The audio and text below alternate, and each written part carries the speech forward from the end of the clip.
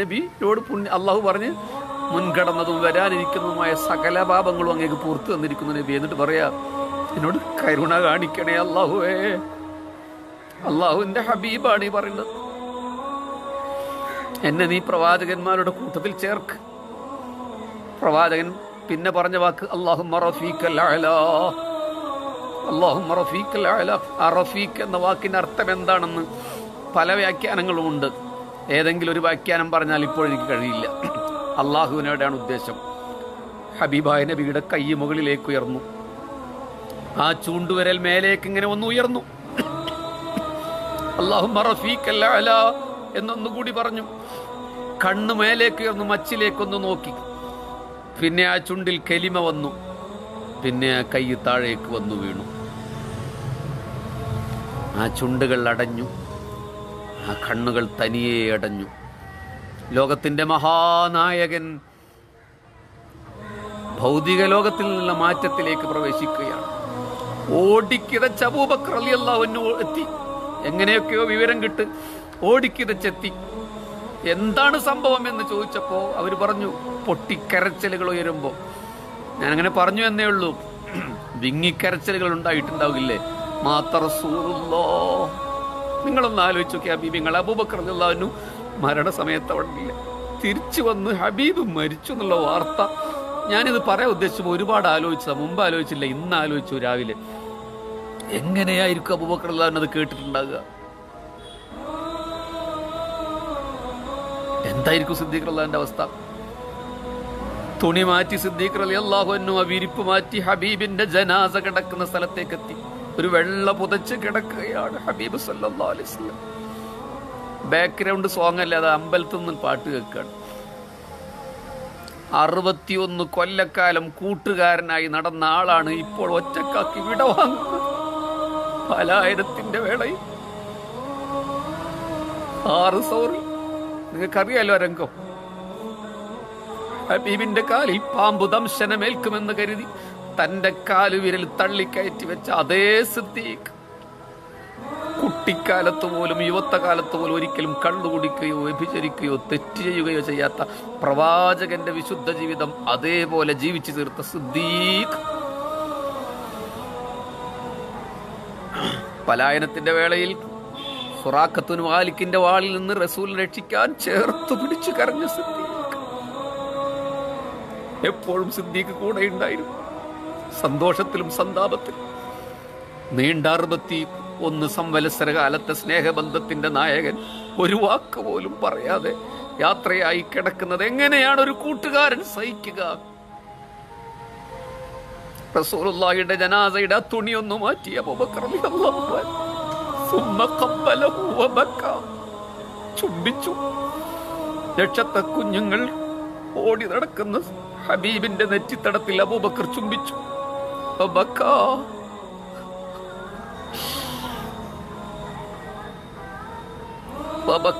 അബൂബക്കർ റളിയല്ലാഹു അൻഹു കരഞ്ഞു, ചുംബിച്ചു കരഞ്ഞു.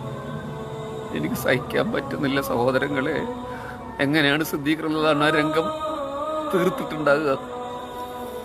വദമഅത് ഐനാ, 2 കണ്ണുകളും നിറഞ്ഞു തുളുമ്പിയ അബൂബക്കറിന്റെ. എന്തായിരിക്കും വൈകാരികമായ രംഗം? മറ്റൊരാളെ പോലും പോലെ അല്ല അബൂബക്കർ റളിയല്ലാഹു അൻഹു. ഒപ്പം നടന്ന മനുഷ്യനാണ്. ഉമർ റളിയല്ലാഹു അൻഹു ഇടയിൽ വന്ന ആളാണ് അല്ലേ, കുറച്ച് കഴിഞ്ഞിട്ട് വന്ന ആളാണ്, ബാക്കിയല്ല. അബൂബക്കർ റളിയല്ലാഹു അൻഹു കുട്ടിക്കാലം മുതൽ ഓടി നടക്കുന്ന പ്രായം മുതൽ മക്കത്തെ മലഞ്ചെരുവിൽ ഇവർ രണ്ടുപേരും ഒറ്റക്കിരുന്ന് കഥ പറഞ്ഞ എത്ര ദിവസം കിടന്നു. എല്ലാ പോരാട്ട രംഗത്തും ഹബീബിന്റെ ഒപ്പം നിന്നു. ഹബീബിന് എന്തെങ്കിലും സംഭവിക്കുമോ എന്ന് ഭയന്നു. തന്റെ പ്രിയട്ട മകളുടെ ഭർത്താവ് എന്ന പരിഗണനയല്ല അത്.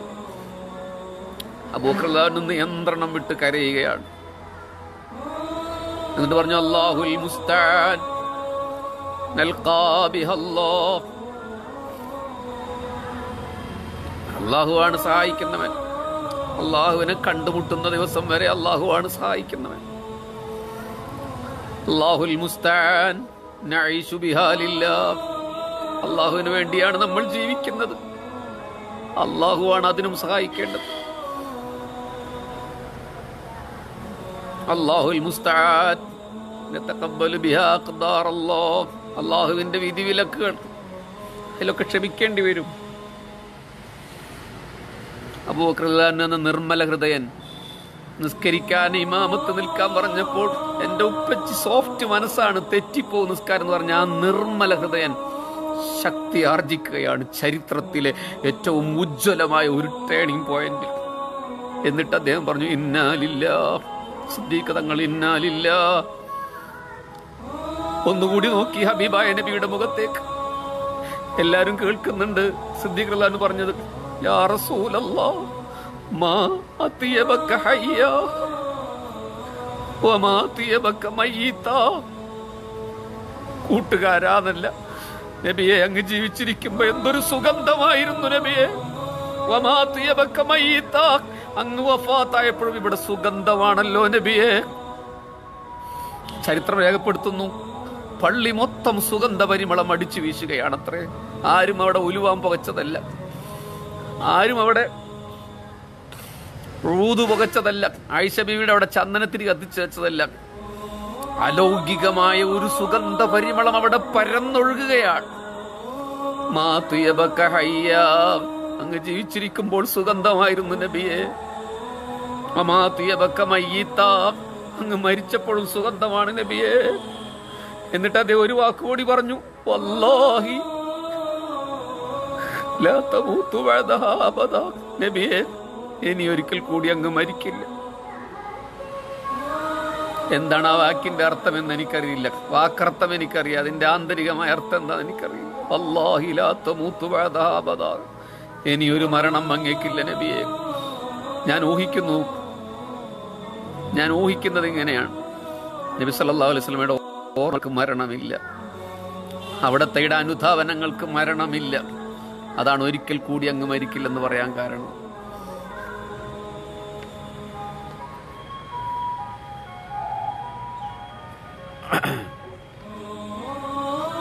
അബൂബക്കർ റളിയല്ലാഹു അൻഹു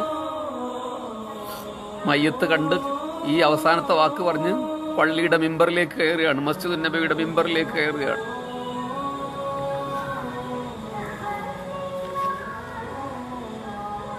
അവിടെ ഉമർ റളിയല്ലാഹു അൻഹു ബഹളം വെക്കുന്നുണ്ട്. ഇതാ തൊട്ടടുത്ത് കാണുന്നില്ലേ നിങ്ങൾ, സഹാബത്ത് ഓടി വരുന്നുണ്ട്. ആരാണ് യാത്രയായിരിക്കുന്നത്? എന്റെ നബി മരിച്ചിട്ടില്ലടാ. മൂസാ നബി തൗറാത്ത് വാങ്ങാൻ പോയതുപോലെ പോയതാണ് എന്റെ നബി. പള്ളിയുടെ മിമ്പറിൽ കയറി അബൂബക്കർ റളിയല്ലാഹു അൻഹു പറഞ്ഞു, ഉമർ ഇരിക്കവിടെ. അങ്ങനെ ഒരിക്കലും അബൂബക്കർ റളിയല്ലാഹു അൻഹു പറഞ്ഞിട്ടില്ല ഉമറിനോട്. ആ വാക്കിന്റെ ഗൗരവത്തിൽ ഉമർ അടങ്ങിയിരുന്നു. ഒരായത്തോതിയില്ലേ,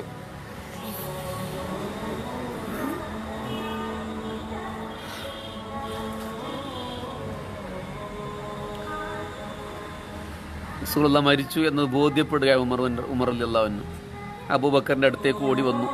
പ്രസംഗം കഴിഞ്ഞ മിമ്പറിൽ നിന്ന് ഇറങ്ങിയപ്പോൾ അബൂബക്കറെ, റസൂലുള്ളാഹി പോയി അല്ലേ, ഇത് പോയി.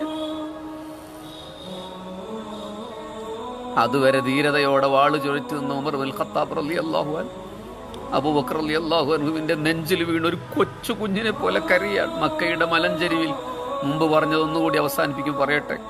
കാലിൽ ചെരുപ്പിടാതെ, ചുണ്ടിൽ ചൂളം വിളിയുമായി, കയ്യിൽ ചാട്ടവാറുമായി, കൊമ്പം മീശയുമായി, ചപ്രച്ച തലമുടിയുമായി, ചോരച്ച കണ്ണുകളുമായി മക്കയുടെ കുബൈസ് മലയുടെ താഴ്വരങ്ങളിലൂടെ ആട്ടിൻപറ്റങ്ങൾക്ക് പിറകിലൂടെ നടന്ന ആ ഖത്താബിന്റെ മകൻ ധീരനായ ഫാറൂഖ് ഉമർ കുഞ്ഞിനെ പോലെ വിതുമ്പിയിട്ട് നമ്മുടെ റസൂലുള്ളാഹി പോയി അല്ലേ അബൂബക്കറേ.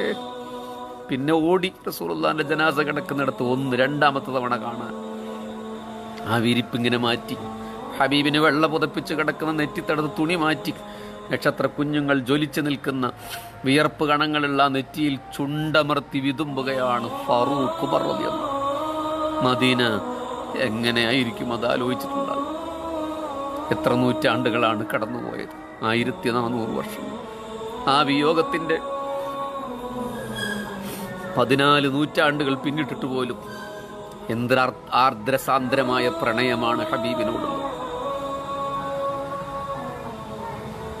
ആ റൗളയുടെ ഹരിത മിനാരെങ്കിലും ഒന്ന് കണ്ടെങ്കിലെന്ന് ആഗ്രഹിക്കാത്ത ആരാണുള്ളത്?